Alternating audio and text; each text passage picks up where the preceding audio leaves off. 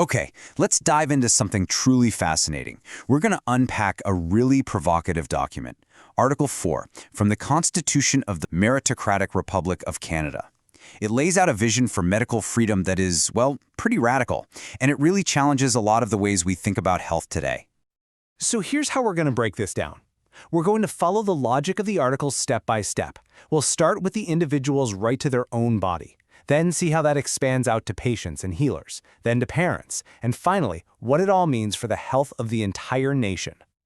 All right, so what's the big idea here? What's the one single principle that everything else is built on? It all comes down to this idea of complete, total ownership over your own body.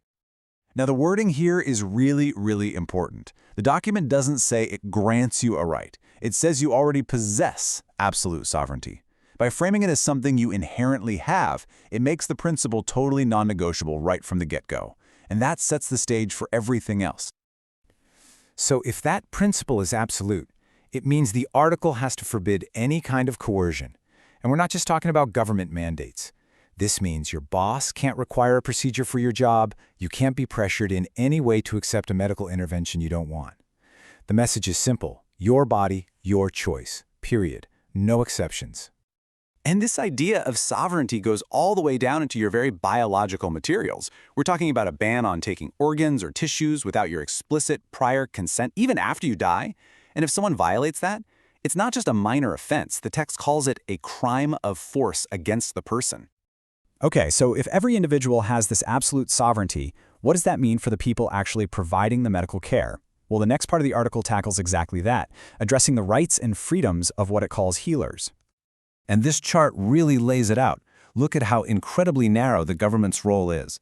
They can only step in for obvious fraud or if there's an immediate, provable physical danger. What they are explicitly banned from doing is going after a healer just for questioning the mainstream consensus or for trying out unorthodox methods. You see, the whole point here isn't just about rights for their own sake. The article frames this freedom as something that's absolutely necessary for medical progress. The argument is that real breakthroughs happen when you challenge the status quo, so you have to protect the people who are willing to do that. Now this is where it gets even more interesting. This principle of sovereignty doesn't just stop with you as an adult. The article extends it fully to the family, putting absolute medical authority right into the hands of parents. And the language here is, wow, it is crystal clear. It calls parents' rights prior and unqualified. Think about what those words mean. Prior as in, it comes before any right the state might claim. And unqualified means there are no ifs, ands, or buts. So just how absolute is this authority? Well, take a look at this list. We're talking about everyone: the state, the courts, hospitals, even child protection agencies. The article explicitly says none of them can step in and override a parent's medical decision for their child, for any reason. And here's the logic behind it. The article ties this immense power directly to responsibility. The argument is simple. Since parents are the ones who have the ultimate moral and legal responsibility for their kids, they must also be the ones to hold the ultimate decision-making power. Okay, so we've covered the individual and the family.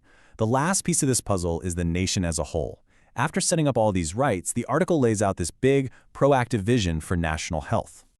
Now, the article uses a term here with a ton of historical baggage: positive eugenics practices. So it is absolutely crucial we look at how the document itself defines this. In this context, it has nothing to do with coercion. Instead, it's defined as a state's role in promoting nutrition and lifestyles that strengthen the population's overall health and vitality. So what does that look like in practice? Well, the state is actually directed to encourage what it calls ancestral dietary patterns. This means a big focus on nutrient-dense whole foods, things like fresh meats, raw dairy, animal fats, and whatever produce is in season. And on the flip side, it says to cut way back on all the modern stuff: processed foods, seed oils, refined sugars. The document basically sees these things as working against the natural health that it's trying to build up. And here it is. This is the part that ties it all back to the very beginning. While the state is supposed to actively promote these health ideas, the article makes it crystal clear that every single choice has to be voluntary. The state can suggest, it can encourage, but it can never force. And that brings us right back to that core principle of absolute bodily sovereignty. So when you put it all together, Article 4 presents this incredibly consistent framework, and it's all built on that one unwavering idea: radical individual liberty. By putting the individual, the healer, and the parent first, it really forces us to ask a pretty fundamental question. In any society, what's the right balance between our own personal freedom and the well-being of the community?